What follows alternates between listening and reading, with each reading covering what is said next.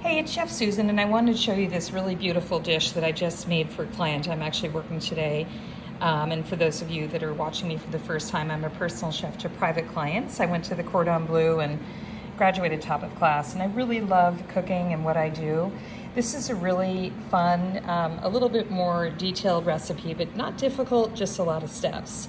And I just want to get a close-up so that you can see. You start by steaming some asparagus, and then once it's nicely steamed but not overcooked, maybe about 6 minutes steamed, you let it cool and then maybe squeeze a little bit of lemon juice over it. From there, you take your chicken breasts, which have been cleaned, and these are boned, and I like to coat them with some salt and pepper, garlic, onion powder, and then also an herb spice, whatever you want. And then sear that in butter until it's golden on all sides, and then finish the chicken itself in the oven. You can see how it's nice and golden brown. And it'll probably need to be in the oven for an additional 20 minutes. But the most important thing to do is don't depend on time.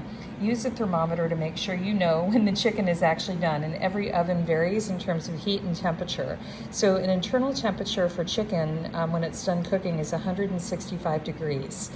So once that's done, go ahead and take it out of the oven, and once it's cooled, for me, because my client is going to be eating this tonight and not right now, I'm going to let it cool and then appropriately plate it as if I were plating it for them at the dinner table. So they can simply take a spatula and take the stack of asparagus and chicken and place it on a plate, and if they want to microwave it, they can, or they can put it in an oven-proof container and reheat it in the oven at 250 degrees. So I've also sauteed onions and bacon and yellow squash with a little bit of chicken bone broth and lemon juice, and that is actually the sauce or topping for this chicken. And then on top of that, because it's just not enough, is just a little bit of chopped green onion. So you end up with just a really stunning dish. It's just very delicious, certainly filling, and also has a lot of nutrition, and that's also really important, so that anytime any client of mine sits down to a meal, I want them to really love the food, but also know they're getting a very nutrient-rich meal as well. And to accompany that, I have a few different sides, and these sides can go to any of their dishes for the week. This is a rice pilaf that's made with sauteed chopped mushrooms and shallots with some toasted pecans. So that's just a really beautiful rice. And then I also, because my client loves okra, did do a garlic roasted okra.